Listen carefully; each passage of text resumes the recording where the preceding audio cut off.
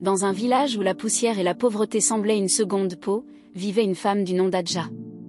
Si vous demandez aujourd'hui qui elle est, on vous dira que c'est la femme la plus riche, la plus puissante de toute la région. Ses pagnes sont tissés d'or, et ses rires sonnent comme une pluie de pièces. Mais attention, chaque pièce d'or qu'elle possède est souillée par un terrible secret.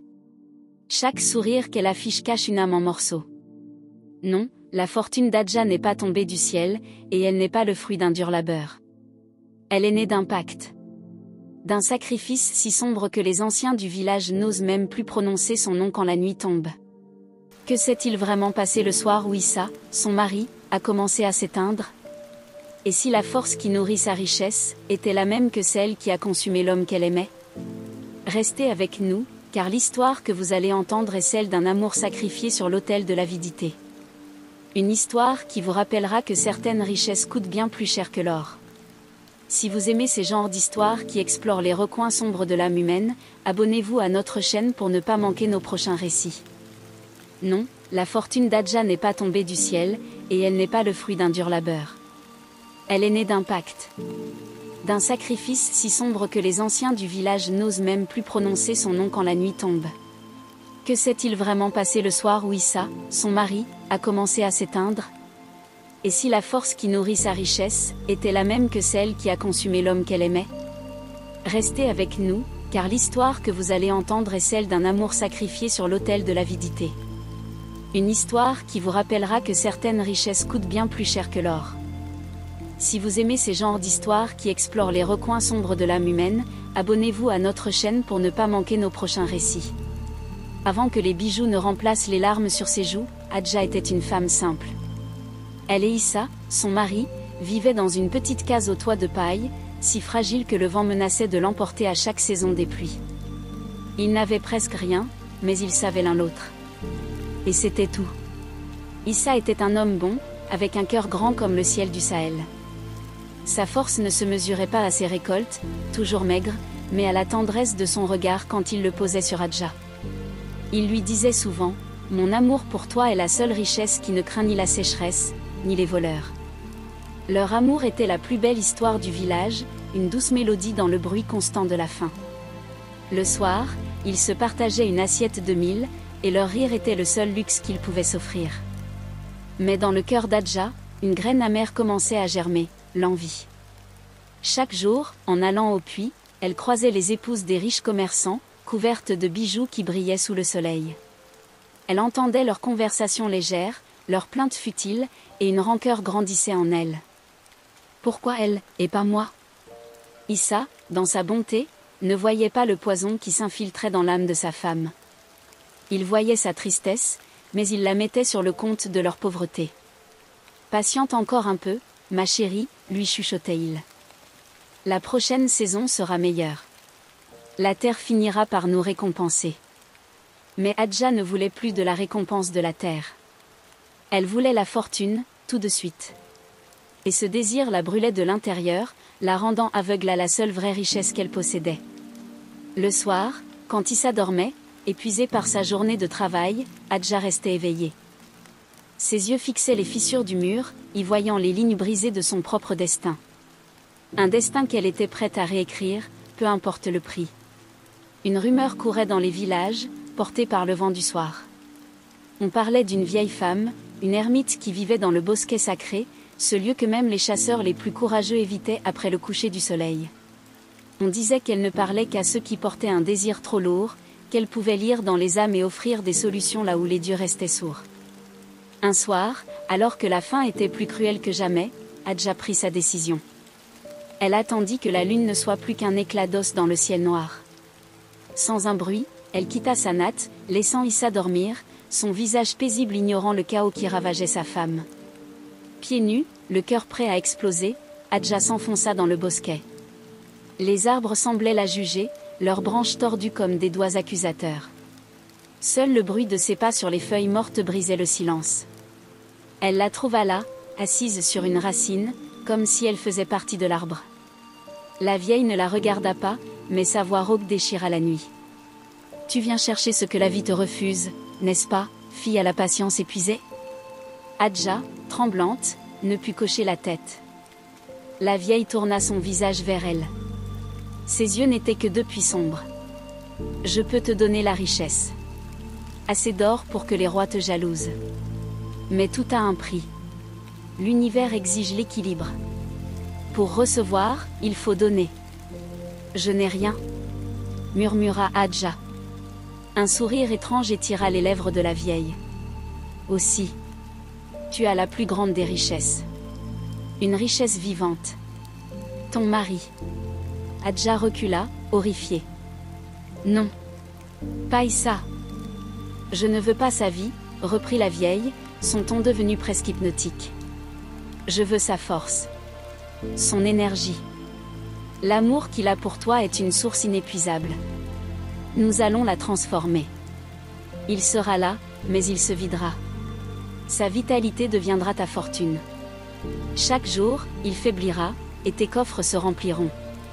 Il deviendra une coquille vide, le rappel silencieux de ton choix. Et toi, tu seras riche. Le pacte est simple. Elle tendit à Hadja une amulette de pierre noire, froide au toucher. Place ça sous sa natte cette nuit. Au lever du soleil, le pacte sera scellé. Sa force commencera à couler en toi, et à se changer en or. Mais souviens-toi, ajouta-t-elle, son regard s'ancrant dans celui d'Hadja, une fois la source tarie, la richesse s'arrête. Et la dette demeure. Hadja resta là, pétrifiée, l'amulette glacée dans sa paume moite. Le chemin du retour fut un supplice. Chaque pas était une guerre entre son amour pour Issa et son désir dévorant.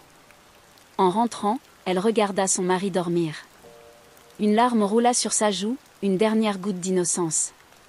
Puis, avec des mains qu'elle ne reconnaissait plus, elle glissa la pierre noire sous la natte de l'homme qui était son monde. Le lendemain, le soleil se leva comme d'habitude, mais pour Hadja, rien n'était plus pareil. La première chose qu'elle vit fut un petit sac en cuir près de la porte. En l'ouvrant, ses mains se mirent à trembler, il était plein de pièces d'or.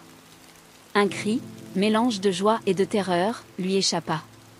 Issa se réveilla en se plaignant d'une immense fatigue, comme s'il n'avait pas dormi. Il pensa que c'était juste le travail. Les jours suivants, les miracles empoisonnés s'enchaînèrent. L'or semblait surgir de nulle part. Hadja acheta de la nourriture à foison, puis fit reconstruire leur case en briques, avec un toit solide. Elle s'acheta des tissus luxueux, des bijoux qui faisaient pâlir d'envie celle qu'elle jalousait tant. Le village était abasourdi. D'où venait cette fortune ? Hadja parlait vaguement d'un héritage, d'un trésor. Personne n'y croyait vraiment, mais sa nouvelle générosité faisait taire les mauvaises langues. Elle devint Hadja la bienfaitrice. Pendant ce temps, Issa déclinait. La fatigue devint une léthargie. Lui, autrefois si vif, peinait à sortir du lit. Sa peau devint terne, ses muscles fondirent. Ses yeux, autrefois brillants d'amour, étaient vides. Il regardait leur nouvelle richesse avec une confusion distante, comme un étranger dans sa propre maison. Hadja essayait de se mentir. Elle paya les meilleurs guérisseurs des fortunes pour soigner ce mal étrange. Mais rien ne marchait. Comment le pourrait-il ? Le mal qui rongeait Issa n'était pas une maladie. C'était le pacte. C'était elle. La culpabilité la dévorait. Elle le couvrait de cadeaux, lui préparait les meilleurs plats, mais il mangeait sans faim. Elle lui parlait, mais ses réponses étaient rares, lointaines. La nuit, dans leur grand lit luxueux, elle était allongée à côté d'un corps chômé vide. Un homme qui respirait encore, mais dont l'âme était siphonnée, jour après jour, pour payer sa fortune. Le pire, c'étaient les éclairs de lucidité. Parfois, le regard d'Issa retrouvait une étincelle. Il la fixait, et dans ses yeux, Hadja ne lisait plus l'amour, mais une question silencieuse et terrifiante. « Que as-tu fait, Hadja ? Que as-tu fait de nous ?» Puis la lumière s'éteignait. Hadja était la femme la plus riche du village, mais elle était aussi la plus seule, hantée par le fantôme vivant de son mari. La richesse d'Hadja était immense, mais son tourment l'était encore plus. Le rappel de son sacrifice n'était plus seulement le corps affaibli de son mari, il prenait des formes bien plus terrifiantes. Ça a commencé par des détails. L'or qu'elle touchait semblait parfois froid comme la mort. La nourriture la plus délicieuse avait un goût de cendre. Et puis, il y avait l'écho. L'écho d'Issa. Elle se mit à le voir. Pas l'ombre qui gisait dans leur lit, mais l'Issa d'avant. Fort, rieur, plein de vie. Elle l'apercevait au coin d'une rue, de dos, et le temps de cligner des yeux, il n'était plus là. Elle voyait son reflet par-dessus le sien dans les jarres d'eau, son regard plein d'une tristesse infinie. Une nuit, alors que la pluie s'abattait sur le village, un bruit la réveilla. C'était le son d'un marteau sur une enclume. Le son familier d'Issa qui réparait ses outils. Un son qu'elle n'avait pas entendu depuis des mois. Le cœur battant, elle traversa les couloirs vides de sa grande maison. Le bruit la guida vers l'ancien atelier d'Issa. La porte était entr'ouverte. Une lumière vacillait à l'intérieur. Tremblante, elle regarda. Et elle le vit. Le spectre de l'ancien Issa était là, torse nu, martelant une pièce de métal avec la vigueur d'autrefois. Les larmes lui montèrent aux yeux. Issa suffoqua elle. La silhouette se figea et se tourna lentement vers elle.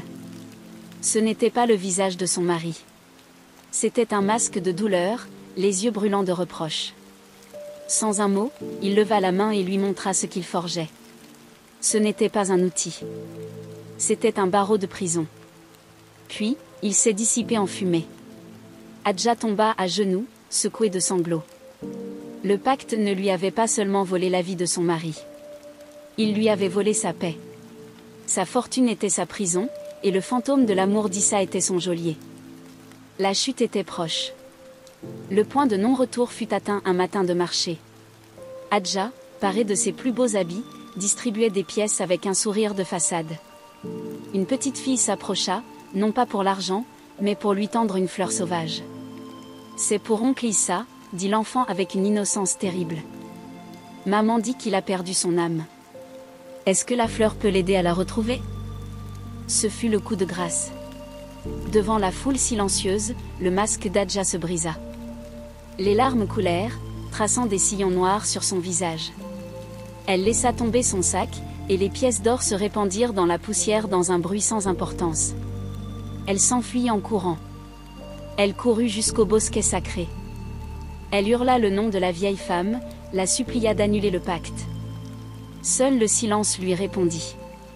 Elle griffa la terre, cherchant une issue à sa prison dorée. En vain. Quand elle revint au village, couverte de terre, une foule s'était formée devant sa maison. La porte était ouverte. Sur le seuil gisait le corps d'Issa. Il était parti. Sa dernière étincelle de vie s'était éteinte. Et avec elle, la source de la richesse d'Hadja. À cet instant, un frisson glacial parcourut la maison. Les bijoux d'Hadja devinrent des pierres ternes. Les tissus précieux se changèrent en haillons. Dans ses coffres, l'or n'était plus qu'un tas de poussière. Le pacte était terminé. La source était tarie. La dette était payée. Hadja ne pleura pas.